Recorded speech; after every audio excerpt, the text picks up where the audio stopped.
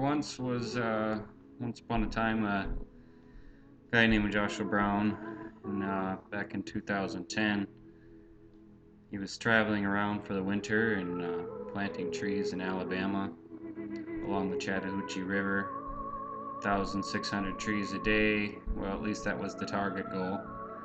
It was a nice job. He had harvested cranberries earlier in the fall, then went out traveling out west around Montana, Colorado, Arizona, hanging out with friends, playing in different places. Um, a pretty happy fella. He'd gained some weight over the winter, ate a lot of junk food, so he went he went home to a friend's place in a national forest in Michigan that spring in April 2010, and he did a month-long herbal bowel cleanse and drank juices and helped get a garden started and uh, had a quick little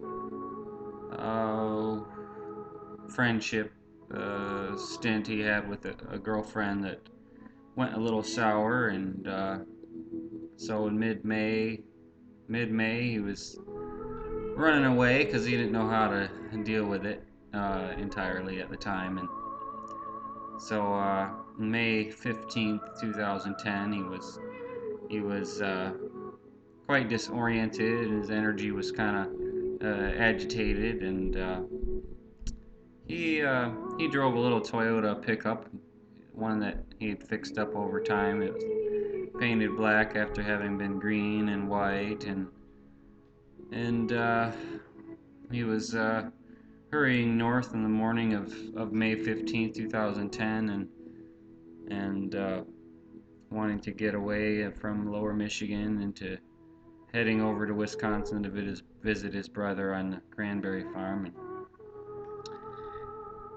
he made a turn onto Highway 131 north, and right at that point there was an option to go straight and turn up a smaller highway and stop at his friend's place in the woods, and he had a strong urge to go that way and do that, but he ignored it and went up the highway instead, and got a little more and more off balance, agitated as he went north, and stopped in this small town. The brakes were having issues, and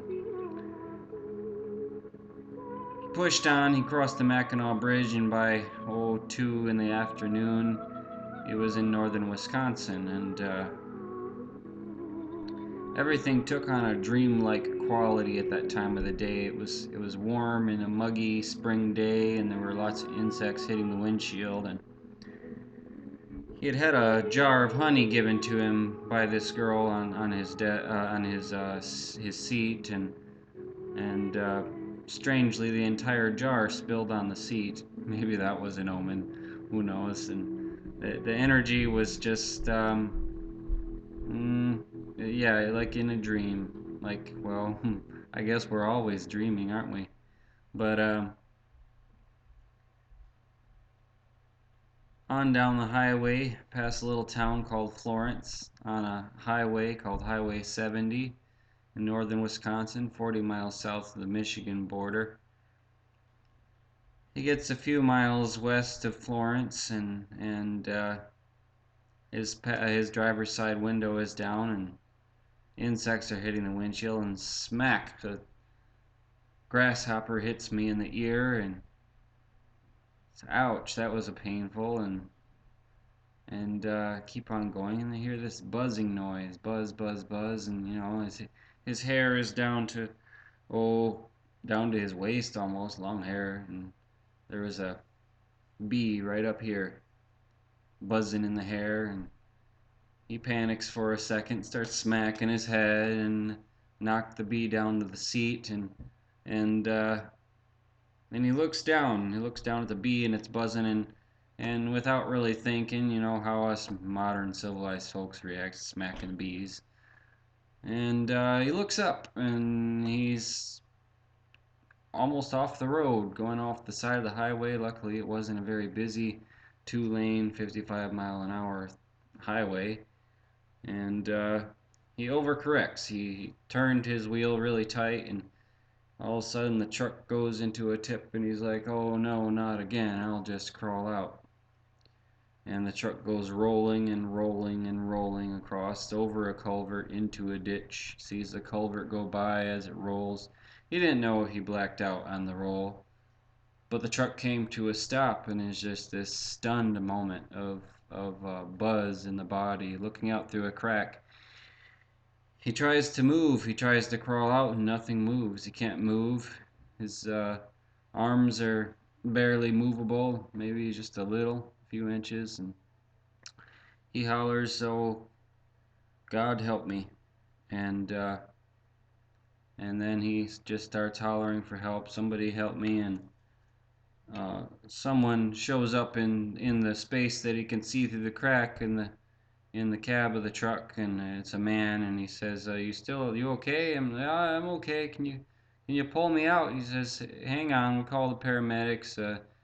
They'll be here in a few minutes." And is there anything illegal you want me to get out of there before he gets there here? And I was like, "No." And I looking out through the crack, he could see a woman up there by the road on the phone, and she wouldn't come down. And they're they had this long conversation that he's forgotten now.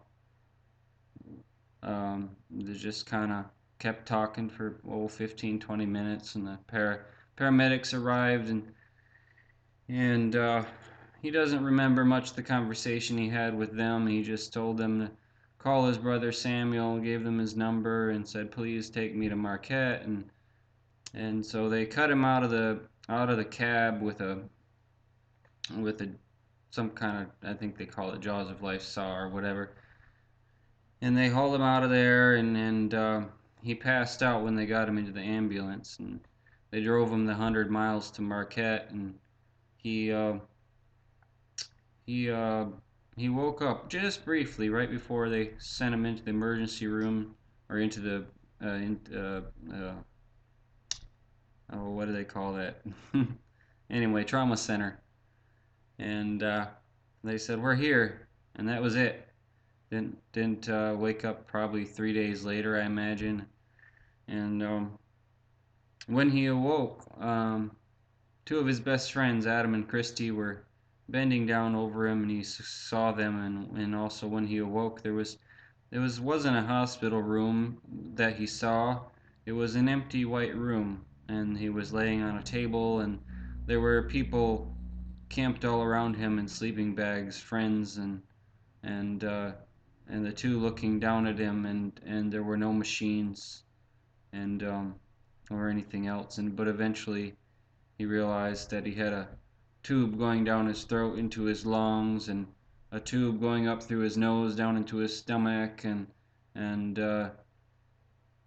IVs in his arm, and a neck brace, and he couldn't barely move his arm, his right arm. His right arm was weak, and he learned later that he didn't have any arm function at all until he was operated on. And so he spent a couple weeks in the hospital in Marquette, Michigan, in the ICU, and had hundreds of people come visit him and sing him songs and read him books. And and the girl that he was having trouble with came up to take care of him for a little bit while he was in the hospital. And his dad and his brother drove all the way from Montana to see him, and a brother from Oregon, and his best friend came up from Texas and read a book called The Miracle Man by Morris Goodman to him. And from the beginning, he had kind of a calm and a knowing, and was telling himself, I'm going to walk again. And so it was an interesting time, lots of mucus, and being fed through a tube of this weird no, what do they call that? Shoot, what do they call that stuff? You drink it out of a can. It's supposed to help you lose weight. Anyway, whatever that crap is, it's nasty. And that was what I was being fed and what he was being fed, and um, so he had to communicate with a board and hold a marker and a letter board because he couldn't speak and type out uh, what he was trying to communicate to people, and he had weird dreams at night, and he was on a respirator to help him breathe because he couldn't breathe on his own. But he started practicing, and he weaned himself off of the respirator while in the hospital. Nurses were proud of him because they were surprised at the lung strength he developed so quickly. And well, then he was flown to Colorado after 3 weeks to in a Learjet, the first time ever up in the air, and he stayed at Craig Hospital in Denver for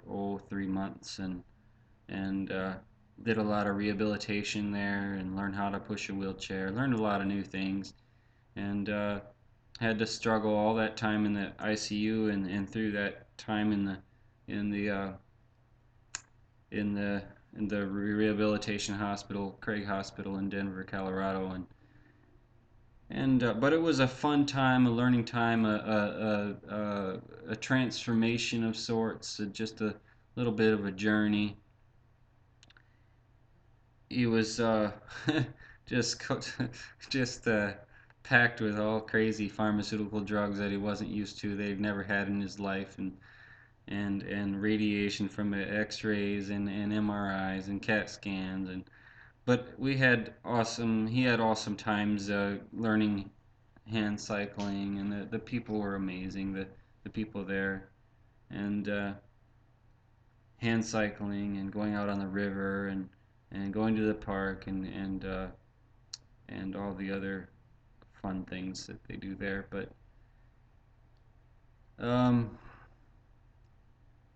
he came back to Marquette, Michigan, and settled down and had to learn a new life and learn how to live in a different kind of way with people, with his friends and his family and relationships, and a different kind of independence and dependency at the same time, and went through some dark winters and some depressing times and lots of pain, and about a year and a half ago he decided that he had known about raw foods and so on, and he decided, why didn't I start sooner? Why not start now? So he started going into the raw foods, and he spent several years with all kinds of alternative therapies to help with pain and with regeneration of nerve function, and just looking for the best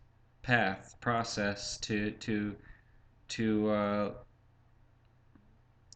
get back up on his feet again. And um, after he had gotten into the raw foods, he discovered Dr. Morse, and he knew right away that the universe had been leading him up to this all the time, and that when he learned about Dr. Morse, that feeling, that knowing came to him. This this hope brightened, started to glow, and and he knew that this was what he'd been looking for, and so he started doing that, and he's been on a journey ever since with it, and it's getting better and better for him, and so now it's just one day at a time, every day, working on it, working on it. Do your exercise here now in the moment. Take your herbs here now in the moment. Drink your fill of orange juice and lemon juice, grapefruit juice. Eat your grapes. Drink your grape juice.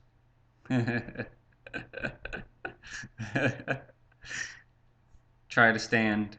Try to stand and try to stand. Open and close those hands. Open and close the hands. Open and open and close. Open and close. Over and over. Do your qigong. pray, ask for help, here and on, every day, and learning that all we have is now. That story of that man who went through all those things. It's a story leading up to today, to now, to this moment, to right now. Healing, love is now. Thank you, Dr. Morse, for doing the work you've done, and you inspire me to keep going. Thank you to all the people who have been helpful in every way, whether it's money or encouragement or challenging me in so many ways to be real, to be myself, to learn, to grow, to be stronger. So I guess I'm running out of things to say. Big love to everyone. Yeah, so there's probably a few things I could add, but there's a little bit for you. A little bit for you. Have a wonderful day.